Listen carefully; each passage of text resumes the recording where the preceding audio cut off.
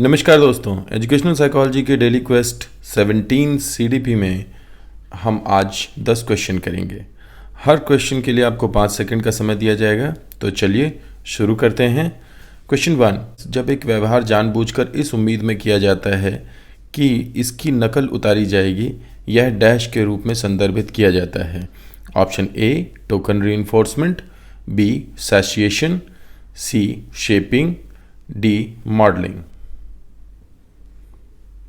जहाँ तक token reinforcement और शेपिंग की बात है, ये दोनों स्किनर ने दिया था कि अगर किसी के अंदर व्यवहार को लाना हो तो टोकन रीइंफोर्समेंट के थ्रू शेपिंग की जा सकती है। इसका बेटर एग्जांपल आप देख सकते हैं, जिसकी बात उन्होंने की थी वो था गैम्बलिंग की, कि जो गैम्बलिंग में व्यक्ति को टोकन रीइंफोर्समेंट दिए जाते हैं, तो इस टोकन रीइंफोर्समेंट को उन्होंने टोकन इकॉनमी के तरीके से भी दिखाया था कि व्यक्ति पैसे का लेन देन नहीं कर रहा, वहाँ पे टोकन से वो अपने दिमाग में फीचर बना रहा है उस पैसे की, उस खरीद सकने की क्षमता की जो उसके पास में आएगी। सैशिएशन एक तरीका होता है कॉग्निटिव और बिहेवियरिस्ट थेरेपी में, जब हम किसी के अंदर किसी व्यवहार को ख़त्म करना चाहते हैं तो उसके लिए ज़्यादातर फॉर एग्ज़ाम्पल किसी को अगर हम ये चाहते हैं कि वो व्यक्ति वो कार्य करना छोड़ दे, फॉर एग्ज़ाम्पल कोई एक अल्कोहल की हैबिट है, किसी को कोई अल्कोहलिज्म में प्रवृत्ति है उसकी, तो हम उसको बहुत ज़्यादा अल्कोहल तब तक पिलाएंगे जब तक कि वो उसे पीना छोड़ ना दे। तो यहाँ पे आंसर होगा मॉडलिंग। मॉडलिंग पे काम है बैंडूरा का। और देखिए, जब भी इमिटेशन की बात आएगी, यहाँ पे एक वर्ड है इमिटेशन, जब भी इमिटेशन की बात आएगी तो मॉडलिंग आंसर होगा। Next question, which of these will not be considered a constituent of discussion. निम्नलिखित में से किसे चर्चा का एक घटक नहीं माना जाता है। Option A body of language, B evaluation, C the problem, D discourage relevant questions. यहाँ पे समझ लेना होगा कि बॉडी ऑफ लैंग्वेज सबसे महत्वपूर्ण भूमिका निभाती है डिस्कशन में। डिस्कशन की शुरुआत डायलेक्टिसिज्म से हुई है और डायलेक्टिसिज्म को हम बहुत पहले से पढ़ते हैं। इसमें खास करके आप जिसे पढ़ सकते हैं वो होगा प्लेटो। तो आप गूगल सर्च करेंगे प्लेटो के साथ डायलेक्टिसिज्म तो आपको पता चल जाएगा। जब भी किसी चीज़ के बारे में दो विचार हो सकते हैं तो उन दोनों के बीच में जो ऑपोजिट रिलेशन होता है उसको डायलेक्टिसिज्म कहते हैं, और यही डिस्कशन की शुरुआत होती है। Evaluation is very important in discussion, because her point को इवैल्यूएट करके ही आप अगले बिंदु पर जाते हैं। एंड द प्रॉब्लम, कोई भी प्रॉब्लम होगी तो उसी प्रॉब्लम से सॉल्यूशन पे जाने के लिए आप इस डायलेक्टिक अप्रोच को अपनाते हैं। इसमें आप दो और नाम आगे देख सकते हैं, एक तो है हेगेल का, दूसरा है मार्क्स का। तो मार्क्स ने भौतिकतावाद को लेकर के और हेगेल ने भी भौतिकतावाद को लेकर के इस पर डिस्कशन किए हैं। ये तीनों बिल्कुल सही हैं। आंसर होगा डिस्करेज रिलेवेंट क्वेश्चन। कहीं पे भी डिस्करेज नहीं, हमेशा एनकरेज किया जाता है, चाहे वो कैसा भी क्वेश्चन हो। तो next question, role playing has which of the following components. Role playing में निम्न में से कौन से घटक हैं। Option A emotion, B cognition, C behaviour. Options में से देख करके आंसर दें। इमोशन यानी कि संवेग, कॉग्निशन मतलब संज्ञान, और बिहेवियर यानी व्यवहार। अब ध्यान से समझने की कोशिश करें, ये कह रहा है रोल प्लेइंग में, और रोल प्लेइंग में कौन से हैं, तो बिहेवियर तो है ही है। दूसरी बात इमोशन है, जब तक आप उस इमोशन से कनेक्ट नहीं होंगे जो रोल प्लेइंग में यूज़ हो रहा है तब तक आप आगे नहीं बढ़ सकते। और cognition it's a very important factor. So answer होगा 1, 2 and 3। Next question, question 4, which of these is considered the simplest form of thinking. इनमें से कौन सी चिंतन का सबसे सरल रूप माना जाता है। Option A conceptual, B concrete, C clear, और डी क्रिएटिव। यहाँ पे जो क्रिएटिव थिंकिंग दिया हुआ है that is the highest form. सबसे ज़्यादा जो माइंड का इस्तेमाल होता है, जब भी क्वेश्चन पूछा जाए कि आपके ब्रेन या माइंड का सबसे ज़्यादा कहाँ पे इस्तेमाल होता है, तो आप आंसर देंगे क्रिएटिव यानी सृजनात्मक चिंतन। इसके अलावा आप जानते हैं कि हम मूर्त से अमूर्त की ओर जाते हैं। अब अमूर्त का मतलब हो गया कॉन्सेप्चुअल और मूर्त का मतलब हो गया कॉन्क्रीट। सिंपलेस्ट फॉर्म जो है वो कॉन्क्रीट थिंकिंग है, तो याद रखिएगा। Next question, dash exhibits a basic level of order but the teacher still struggles to maintain it. Dash एक बुनियादी स्तर के क्रम को प्रदर्शित करता है लेकिन शिक्षक अभी भी इसे बनाए रखने के लिए संघर्ष करता है। Option A adequate classroom environment, B orderly restrictive learning environment, C orderly enabling learning environment, D dysfunctional classroom environment.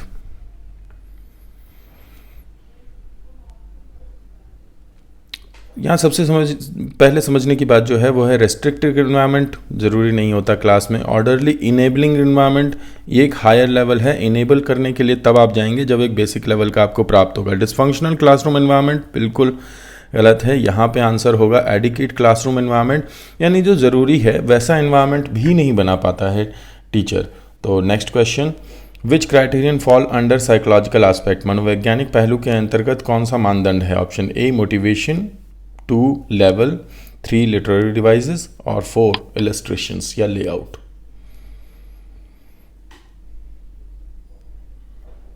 जहाँ तक बात है मोटिवेशन की तो ये प्योरली साइकोलॉजिकल है। जहाँ तक बात है लिटरेरी की तो आप क्या पढ़ते हैं उससे क्या प्रभावित होता है, तो कहीं ना कहीं ये संज्ञान से सीधा जुड़ा हुआ है। और इलस्ट्रेशन या लेआउट ये भी साइकोलॉजिकल है, क्योंकि जब आप वार्क एनालिसिस पढ़ते हैं यानी कि विजुअल टाइप के जो विद्यार्थी होते हैं और ऑडियो टाइप के, रीडिंग टाइप के या काइनेस्थेटिक के, तो ये जितने भी स्टूडेंट हैं, आपको हमेशा क्या करना है ऐसे क्वेश्चन में, टीचिंग एंड लर्निंग पे जाना है। तो ये जितने भी स्टूडेंट हैं ये सभी अपनी मनोवैज्ञानिक स्थिति के कारण उस तरीके से सीखते हैं। तो इलस्ट्रेशन या लेआउट किस तरीके का बनाना है वो मनोवैज्ञानिक स्थिति पर निर्भर करेगा। तो आंसर होगा इसका B. Next question, which of the following is are the basic concept of John B Watson. John B Watson की मूल अवधारणा निम्न में से कौन सी है। Option A environmentalism, B study of emotions, C practical applications.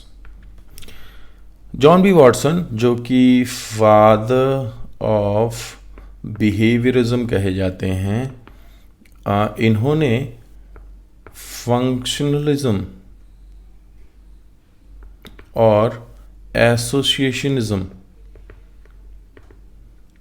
दोनों को जोड़ करके और क्लासिकल कंडीशनिंग पे काम किया था। और इन्होंने लिटिल एल्बर्ट पर ये एक्सपेरिमेंट किया था, यानी कि फर्स्ट टाइम अगर आपसे पूछा जाए कि क्लासिकल कंडीशनिंग का जो एक्सपेरिमेंट है उसे इंसानों पे करने वाला व्यक्ति कौन था, तो जॉन बी वॉटसन थे। ये इन्वायरमेंटलिस्ट थे। इसके अलावा स्टडी ऑफ इमोशन इन्होंने FAL यानी फियर, एंगर और लव, 3 ऐसे इमोशन बताए हैं जो कि व्यक्ति के अंदर पैदाइश से होते हैं। तो ये बेसिक इमोशंस हैं। प्रैक्टिकल एप्लीकेशन ये व्यवहारिक अनुप्रयोग की ही बात करते हैं, क्योंकि सारा व्यवहारवाद ही इंपीरिकल प्रैक्टिकल थिंकिंग पे है। तो आंसर होगा ऑल 3 यानी कि C. Next question, how is keeping individual profile useful. व्यक्तिगत प्रोफाइल को कैसे उपयोगी रखा जा रहा है। Option A 1 it helps in later complaining to peoples parent about their progress, 2 it brings together both formal and informal assessment. अगर यहाँ पे अगर देखा जाए तो आंसर होगा सी, क्योंकि यहाँ पे कह रहा है शिकायत करने। ध्यान रखिएगा शिकायत करने से होता क्या है, when you complain about student then you lose trust. Student और टीचर के बीच में ट्रस्ट और फेथ का एक महत्वपूर्ण रोल होता है, इसीलिए आप योर्स फेथफुली लिखते हैं।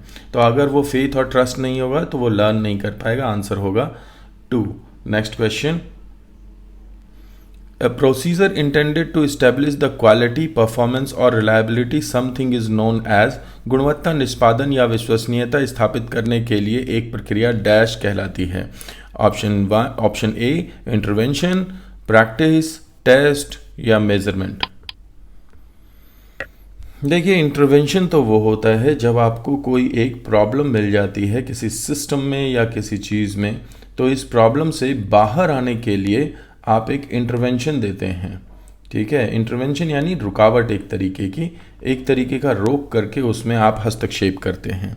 जहाँ तक बात है प्रैक्टिस की, तो जो आपकी थियरी या थॉट होता है इस थॉट या थियरी को जब आप प्रैक्टिकल करके देखते हैं, दैट इज़ कॉल्ड प्रैक्टिस। जहाँ तक मेज़रमेंट की बात है, तो कोई भी एक फैक्ट हो या फिर डॉक्ट्रिन हो, थॉट हो, प्रिंसिपल हो, उससे कितना प्रभाव पड़ रहा है, तो इम्पैक्ट को जांचने के लिए मेजरमेंट करते हैं। इसका आंसर होगा टेस्ट। 3 चीज़ें याद रखिएगा, क्वालिटी, परफॉर्मेंस और रिलायबिलिटी किसी चीज़ की जांचनी है तो उस प्रोसीजर को टेस्ट कहते हैं। Very important question. Next question, John Dewey has emphasized on the development of social efficacy. Among students, the social efficacy is a most important objective of. John dewy ने सामाजिक प्रभावकारिता के विकास पर जोर दिया है। छात्रों के बीच सामाजिक प्रभावकारिता का सबसे महत्वपूर्ण उद्देश्य है। Option A education, B guidance, C counselling और डी टीचिंग।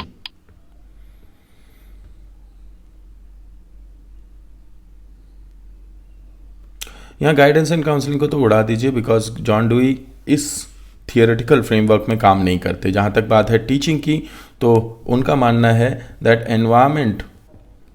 एनवायरमेंटल फोर्स को अगर आप इस्तेमाल करेंगे और बच्चे को खुद से एक्सपीरियंस करने देंगे तो वो सीख सकता है, जिसकी हमने जॉन डुई के टाइम पे बात भी की है कि वो प्रैक्टिकल्स करने की बात करते हैं, कि प्रैक्टिकल नॉलेज। तो लर्निंग थ्रू एनवायरनमेंट याद रखिएगा। यहाँ पे बात होगी सोशल एफिकेसी को हमेशा कनेक्ट किया जाता है जॉन डुई के केस में एजुकेशन से। वो मानते हैं कि समाज के लिए हम तैयार होते हैं और समाज में परिवर्तन लाते हैं।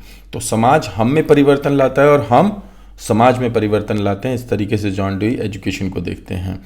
तो ये थे आज के क्वेश्चन। आज आशा करता हूँ कि आपको मज़ा आया होगा। कमेंट सेक्शन में बताइएगा आपका स्कोर क्या रहा, फीडबैक देते रहें। Thank you.